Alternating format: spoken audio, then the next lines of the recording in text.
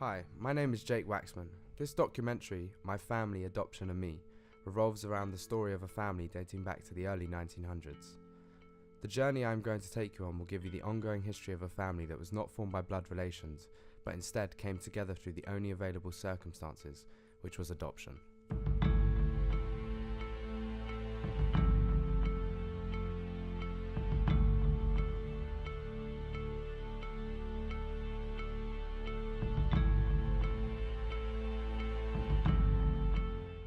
To start my journey, I went where any child would go, to my mother. I asked her about her knowledge on her adoption. I've just always known I was adopted. I think Grandma told me when I was in my cot. So obviously I wasn't aware of it then, but it's just something I've always known. I was proud to be adopted.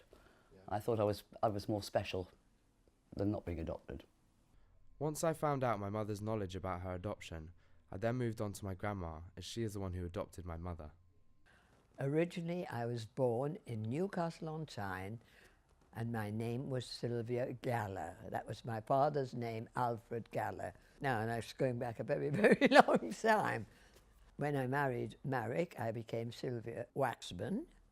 Then, after Marek died, and I remarried Lionel Koplowitz. Marek Waxman was my grandfather, originally from Poland, who was a great and successful man who started a business without knowing any English, which led him to have a lovely yet short-lived life with my family.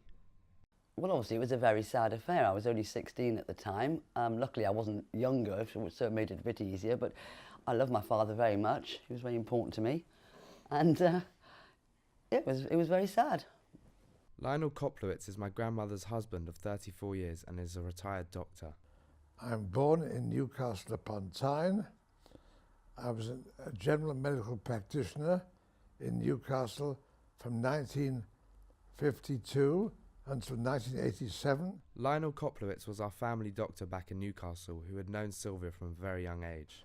Well, I actually met Sylvia originally when she was about 12 and I was about 12, because we both were competing for a prize at the Hebrew classes in Newcastle on an essay on Hanukkah. And we both got a prize. I think she did better than me because she got a better prize than I got. But that's how I first knew her. After many years of my mother having no contact with her biological brother, at the age of 44, she was finally found by her brother Steve, who only found out he wasn't an only child at the age of 21. And I actually remember the day because I went round to my mum's for the birthday present. And she said, "I've got something to tell you." And I said, "What's that?" And she said, "You're not an only child."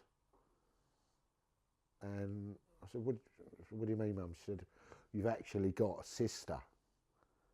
And I was quite shocked. I couldn't believe it. And I said, "Well, what was her name?" So her name was Janet. But she gave her up when she was 6 weeks old because of going back to the early 60s, especially in the Jewish religion, it wasn't, you just couldn't do it. You could not bring up a child unmarried. So my mum, well, her mum, made her give her up. So that's how I found out, and I was 21 then. I don't know, I always wanted either a brother or a sister. And I just thought there was something missing all the time. I then wanted to explore the journey as well as the reasons behind it, which led me to want to know what it took in order to get hold of his biological sister. It was for me, because my mum was I think she was scared. She didn't want to know the outcome. She didn't want to know anything about, though she loved her and she gave her up, but it wasn't her fault. She gave her up for the wrong reasons. But I think she's just scared. She didn't want to know anything, but I did. And I thought, well, if I've got a sister, I want to find her. After finding out that the decision was more for Steve than for my biological grandma, it made me wonder how my mum reacted to the same situation and whether or not she was searching for a biological family. I didn't, to tell you the truth. I could have done, you can't until you're 18. But I never really had the desire to do so. I thought, well, there was a couple of reasons why. I thought, one, if I looked for my real parents or my real mother and she didn't want to know, then it would be disappointing to me. If she could have been looking for me all her life, but I didn't know that either. Or she was remarried with kids and hadn't told the new family about me. So I didn't really want to upset the boat at all. And I didn't have any desire or need to search for my real mum because I didn't feel anything bad about her. It wasn't something that was important to me. After my uncle came to the decision to try and find my mother, I wanted to find out the process he would have had to venture on in the 1970s. It was difficult, especially in the early 70s, well 70s, yeah it was early 70s, because there was no adoption agencies like that would give any information. It was easier for Jenny or Janet to find me. She could have found me years ago, or my mum or our mum, she could have found them years ago. But doing it the other way round, there was no information. They wouldn't give me nothing. And then I thought, no, I'm going to try again. And I found an organisation called NORCAP. And I thought, well, it's worth a try. So I wrote to them. They wrote back and said, yeah, we might be able to help you. So I give all Janet's details. And at that time, my mum was diagnosed with cancer.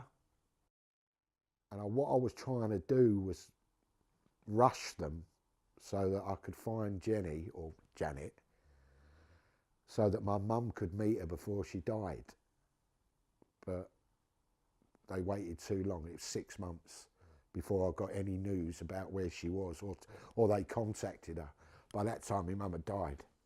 But if they would have pushed it, she would have met her, without a doubt. After finding out everything that my uncle had to go through in order to get into contact with my mum, it really made me wonder how long something like this would take. Leaving it all, I'm probably about 40, 43 when I met Jen, 43, 44. So it's got to be 20 odd years, 25 years. I don't think I could have done it any quicker because they held me back. There was nothing I could do. You know, you've got to go through these processes. Following on from my uncle's story, I was intrigued as to how my mum reacted to not being able to meet her biological mother. Oh, it was tragic. That's the only thing that upset me out of the whole thing, that he'd been delayed for so long, that and she'd been dead, I think, what did she say, 6 months, and they could have found me quickly or quicker. They knew and they knew who I was as well. They knew where she was because, and I remember it. I just remember the words of the counsellor, and I was in Wembley, and Jenny lived here. Well, I never knew that. Yeah, I could have been. So when I anywhere in was the country. being counselled, I said, well, where does she live now? And she said, she's a bit northwest from here, which was Golders Green. So I wasn't even sort of like, I could have been anywhere in the country, anywhere in the world, and I was, what, 20 minutes away? But they delayed it, and that was sad. So I could have met my mum. Due to the process taking so long, they eventually arranged a meeting, which was comfortable for both of them. We met at the Gate pub in Highgate, and it was neutral, but I say new, it was more near Jenny's house than what it was mine. Prior to the meeting, they both sent each other pictures and had minimal contact, which allowed them to get to know each other a little bit before they met. But I didn't actually recognise him when I came. I didn't recognise you. I remember now, because when we walked into the pub, I didn't look around. I was blinkers, and I thought, I don't know. And then Deb's, the girlfriend, said, I think that's her over there.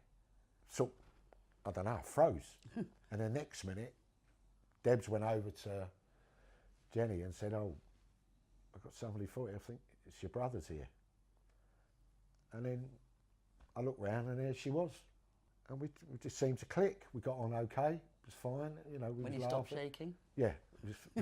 He was sitting there with tears in his eyes and shaking. And I just time. thought, I just can't believe, like, I found you. And after finally meeting one another, it led me to believe that the situation must have been a hard one for both my mum and my uncle. I was a wreck. But then also, if things go through your mind, because being in the Jewish religion, I just always imagined her being orthodox. And the way I'll put this to you is, there's orthodox ones, and they're frumpy, and they're not very nice. And I thought, is she going to be a frump? Is she going to be really religious, that she's really going to take one look at me and go, really? You know, I don't think so. And that would have been it. One meet, job done, never seen her again. All right, I'd have been happy that I'd seen her, but not to the relationship that we've got now, you know. To the meeting I went with my friend Linda. She owned the hair salon next door. So I just went, not because I was more worried about what he might do if he was, you know, if he was a murderer or anything, which sounds so silly, but you're just taking your word that this person is your brother and that he's normal and everything. So I went with a friend as a sort of backup, and that's why we arranged to meet in Highgate. But as he's dead, it was absolutely like we've known each other all our lives. Yeah. It was a strange feeling. Even though families are not all brought up together, my mum and uncle began a relationship that has blossomed ever since. He was thinking of sort of leaving the person he was with and needing somewhere to go. So I offered him to come to asked him to move in here, or to move in with us, me and my son at the time, which worked for a couple of years, and then he left, and then he came back again, and then I think he left again, and then finally we've been here about 4 years now, 4.5, 5 years. We clash now and again. We don't agree on everything, but most of the time we agree. It works, and we're happy. Yeah. Finding out that I had a whole other family that I didn't know about at the age of 6 really opened my eyes into how broad my family history is. It also made me realise that no matter where you are and no matter how many years you are apart, family will always be family.